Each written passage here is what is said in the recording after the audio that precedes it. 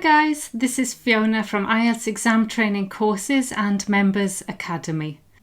The first thing I always recommend is you have just a very brief look at the headings and decide what in fact you have to do. There are a number of different types of heading activities, and here we can see that there are 8 sections or 8 paragraphs, but 9 headings. Only one of these will not be used, so that puts you in the mindset that you don't have to worry too much about distractors. Almost all of the headings will be used.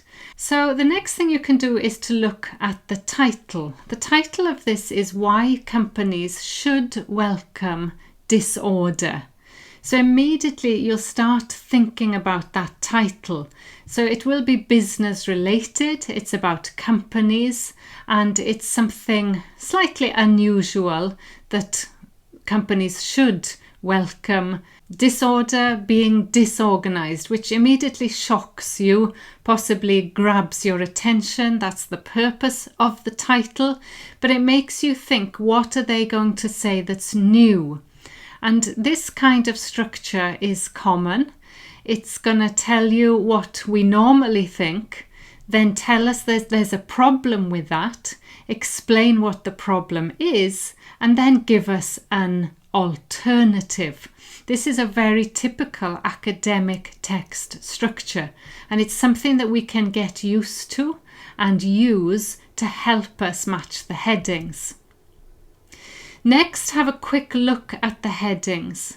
Here we can see the first one is complaints about something of a certain approach. So it's talking about the negatives, and you can imagine that the negatives would be early on. This is the original approach, and this is where they will find something wrong with this approach. Then the next, fundamental beliefs that are in fact incorrect. So we'll be looking for something to be disproved, something that we maybe believe is true, and then somebody will, of course, tell us we're wrong. Statement number 3 says early recommendations concerning business activities. Early recommendations. So early could be early on in time, it could be chronologically early. So again, we'd look in the early part of the text. Whereas in 4, it says organizations that put a new approach into practice. So here comes the alternative. We can imagine this would be later in the text, or at least where they tell us that there is something new. Companies that have suffered from changing their approach, well, that will of course come after they've talked about changing their approach. What people are increasingly expected to do, well, that's difficult to say. How to achieve outcomes that are currently impossible. So we're looking for some kind of advice. Neither approach guarantees continuous improvement. So because it says neither or neither approach, it suggests that this will come after they have discussed both approaches. So it will come later. And then finally, evidence that a certain approach can have more disadvantages than advantages. Well, that could come anywhere, but we're just looking for that word evidence. So there's a lot to do. There are 9 headings and we need to match 8 of them. So let's look at the text itself. Please don't worry too much at this stage. This is small, I know, but I don't expect you to read it. I just want you to have a look at this text so you get the measure of it.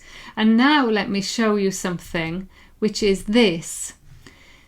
First paragraph, the background. Second, the problem. Third, the reason for the problem. Another reason for the problem, and another reason for the problem. So this is very similar to a task 2 essay where you give the background, you explain the problem, and then what do you expect to come next? Well, in paragraph F, you get the solution, and then examples of this solution. And you can see the capital letters. There are 2 companies, Oticon and General Electric, even Google. Those are all examples of this solution. And then the final paragraph, like in task 2, is a recommendation. So when you break a long text down into those features, then suddenly the text becomes a lot more manageable. And hopefully I'll show you how that works with this text. So let's look at the first paragraph. It says, organisation is big business, and the whole paragraph tells us how really we are always told that we should be more organised in order to become more productive. And there are seminars and workshops to tell us how to do this, and business leaders also believe this, and the number of business schools teaching us how to do this has massively increased. So there you have it, the first paragraph, the background about how important it is considered, or how important organisation is considered to be. So when we look at the headings, number 1, complaints, no. Fundamental beliefs, it doesn't say they are incorrect.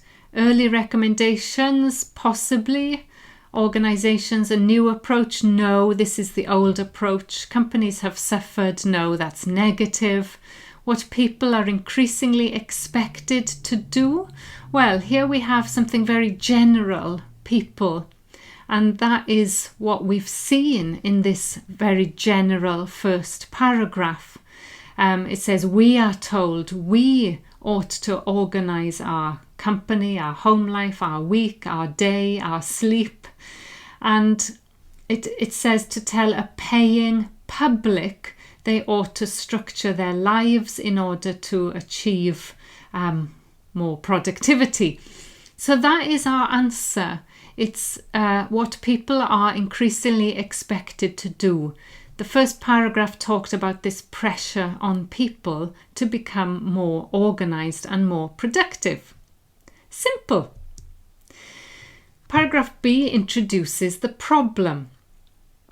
Ironically, however, the number of businesses that fail has also steadily increased. So here's the problem. Stress has increased. Workers are dissatisfied. And then there's the question. This begs the question, what has gone wrong? Why is it that the drive for organisation seems good, but in reality is not? So that is the question about why this approach is not working. And when we go to the headings, it says complaints, number 1, complaints about the impact of a certain approach. Every word in this heading matches what we've seen. So we've seen complaints, we've got work-related stress, dissatisfied workers, and this is all due to the impact of this approach. Now, the next 3 paragraphs explain the problem in a bit more detail. Each paragraph explains the problem with this approach. The first paragraph C says this problem has been around for quite a while. Frederick Taylor wrote about it in the first half of the 20th century, and he designed many principles to improve efficiency, and that's all. The whole paragraph talks about how this approach has been here since the early part of the 20th century. So you look at the headings. But in number 3, it says early recommendations concerning business activities. And this is our answer.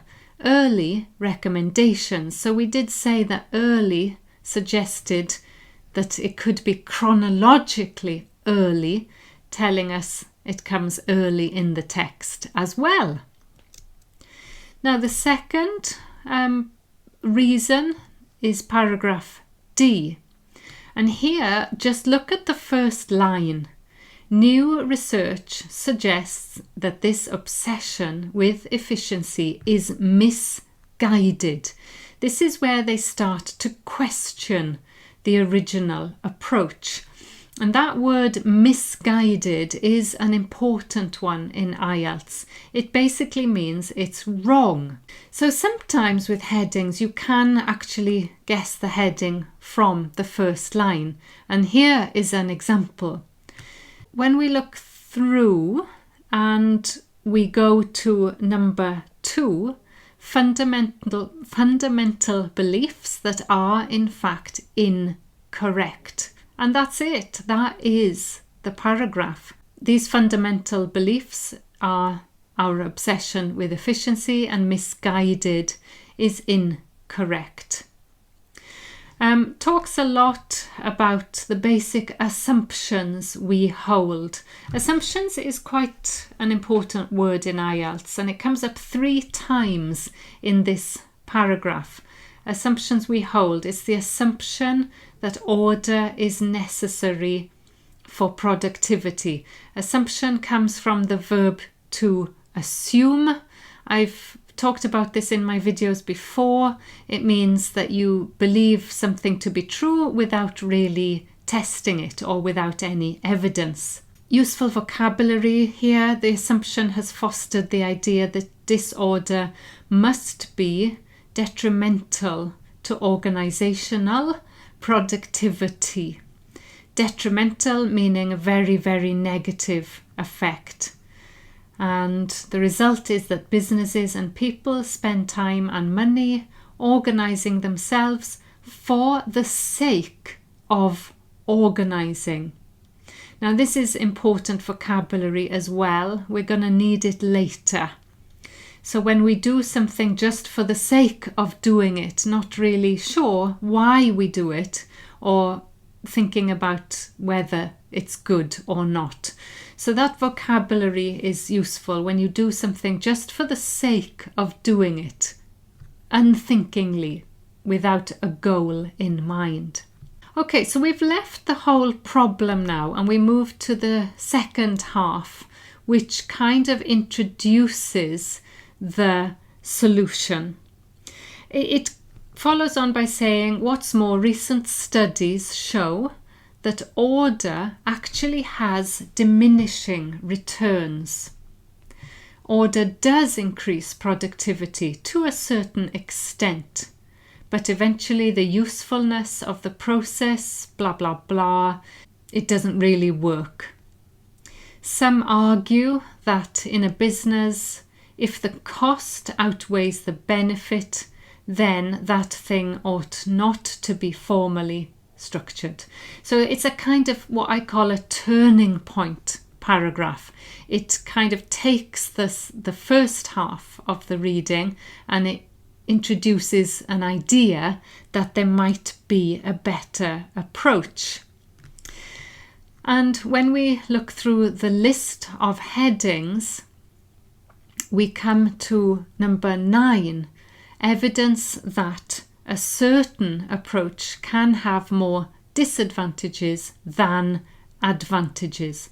So we have got a mix of both here. Remember, it said, yes, to a certain extent, order does increase productivity, but eventually it reduces and starts to cost the business more. So you've got a mixture of disadvantages and advantages. And where's the evidence? Well, the evidence is always recent studies show. So we are expecting the alternative now. And if we look at paragraph F, it says, research shows that when innovating, the best approach is to create an environment devoid of structure. Important word, devoid, meaning it has no structure or hierarchy, so that everyone is involved and engages as one organic group. These environments can lead to new solutions that under conventionally structured environments, we've heard this word a lot, conventionally, meaning traditionally structured environments, would never be reached. So paragraph F tells us that if we don't have order, then we have an environment where we can find new solutions. So what paragraph is this? If we look at the headings, number 7 says how to achieve outcomes that are currently impossible. So currently impossible is where we have that idea that they could never be reached if we use the conventional structured environments. And the how-to is the solution. And the how-to is here, create an environment which is organic rather than structured. We want examples of this, and we get these examples in paragraph G. In recent times, companies have slowly started to embrace this disorganization. And it gives an example of Oticon, a large Danish manufacturer. And another one is General Electric. And finally, Google. We've got 4 or 5 where it mentions organizations in 4 and companies in 5. So let's compare them. 4 says organizations that put a new approach into practice. 5 says companies that have suffered from changing their approach. So you have to decide whether they have suffered or whether they've just put the approach into practice. And here we can see obviously that they haven't suffered. There were clear improvements, highly successful initially. Definitely there is no mention of them having suffered, so the answer is 4. They put this approach into practice. And that simply brings us to the last paragraph. The last paragraph is often a recommendation, and we are looking for, exactly like in a task 2 essay, we're looking for a kind of final thought or warning or consequence or condition, and it exactly says that. It says a word of warning to others thinking of jumping on this bandwagon. The evidence so far suggests disorder, like order, also seems to have diminishing utility and can also have detrimental effects if overused. Disorder should only be embraced as far as it is useful. But we should not fear it. Research also shows we should continually question whether or not our existing assumptions work. Now here I was a little worried. I was thinking, well, this looks like one we've already used. The one we already used was number 9, and it says evidence that a certain approach can have more disadvantages than advantages. So yes, the paragraph has both disadvantages and advantages, but there's no evidence that one has more than the other. So the better answer is number 8. Neither approach guarantees continuous improvement. So they keep comparing them. Like order, disorder should be embraced only as far as it is useful. And we should not venerate one over the other. So neither is perfect. And that gives us answer number 8. So I hope that's shown you how a very difficult, long text can be simplified when you've done this kind of reading in your training and in your practice. That leaves us only with 3 gap fill questions, and I'd like to show you again how this structure can help you find the answers really quickly. When we look at the gaps, the first question says numerous training sessions are aimed at people who feel they are not something enough. So we can see that the gaps are focused on the first paragraph where it talks in general about people and training sessions. And we're looking for an adjective which people feel. When we look at the first paragraph, it says, we are told we ought to organise our company, blah, blah, blah, as a means to become more productive. Every week, seminars and workshops, so that's the training sessions, take place to tell the public they ought to structure their lives in order to achieve this. Now, look at this. This is a reference word, refers back to becoming more productive. We are allowed only one word, so the adjective is productive. In 36, it says, being organised appeals to people who regard themselves as. So these go in exactly the same order as the text. We've already looked at this paragraph, so now we'll go down a little bit and we're looking for people who regard themselves as something. That could be noun or adjective. It says, to the delight of self-proclaimed perfectionists. Now, self-proclaimed is people who regard themselves as, and the answer is perfectionists. Please note that there's an S at the end and it's important to use that. Finally, 37, many people feel something with aspects of their work. So we're looking for another adjective. How do they feel about their work? Go down to the next paragraph, talking about work-related stress.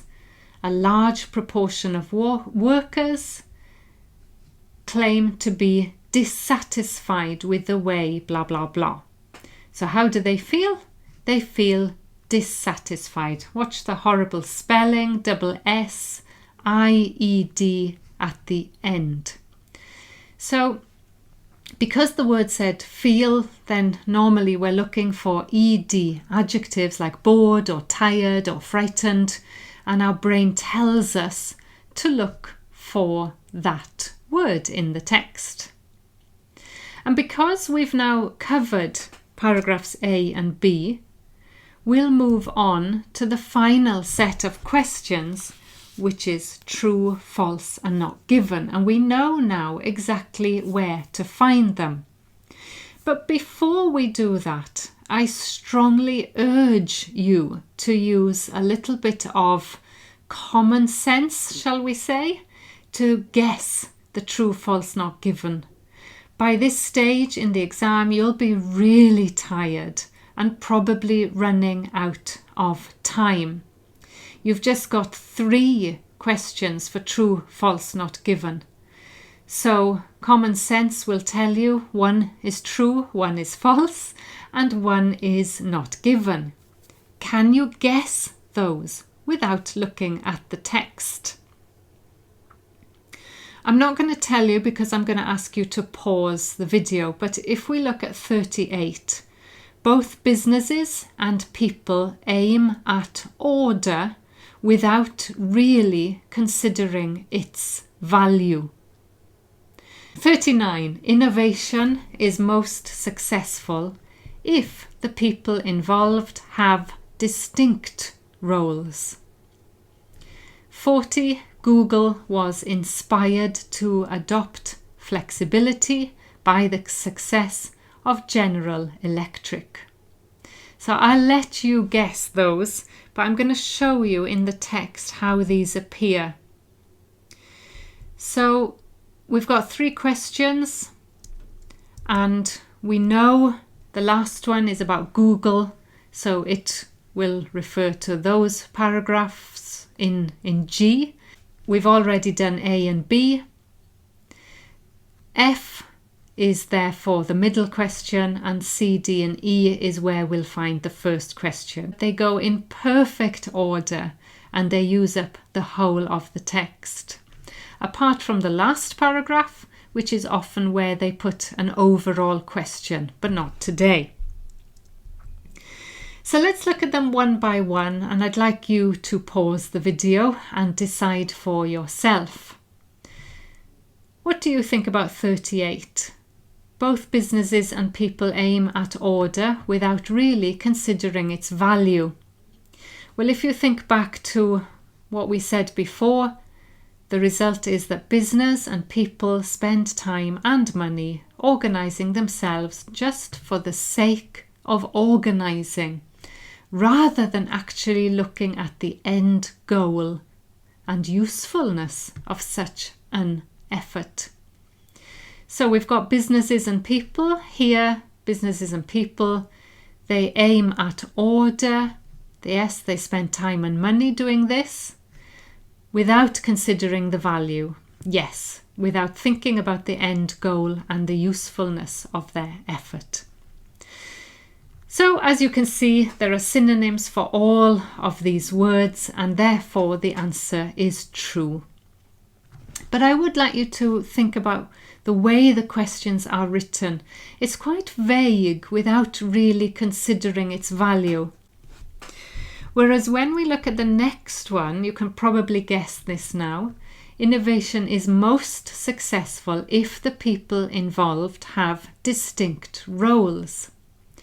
Well, when you look at the text, looking for the most successful, it says the best approach is to create an environment devoid of structure and enable everyone to engage as one organic group. So now we have the complete opposite of distinct roles, where everybody has an individual role. No, the text tells us we should engage as just one whole group, not a set of individuals.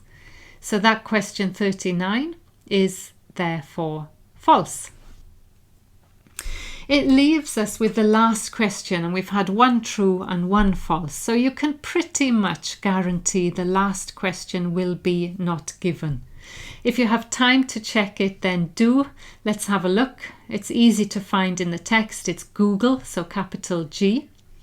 Google was inspired to adopt flexibility by the success of General Electric. Now, my knowledge of Google tells me that they are innovators. They developed the idea of being flexible. I can't imagine that they copied that from anybody else. But what does it say? Were they inspired by General Electric? General Electric is mentioned in the text very positively.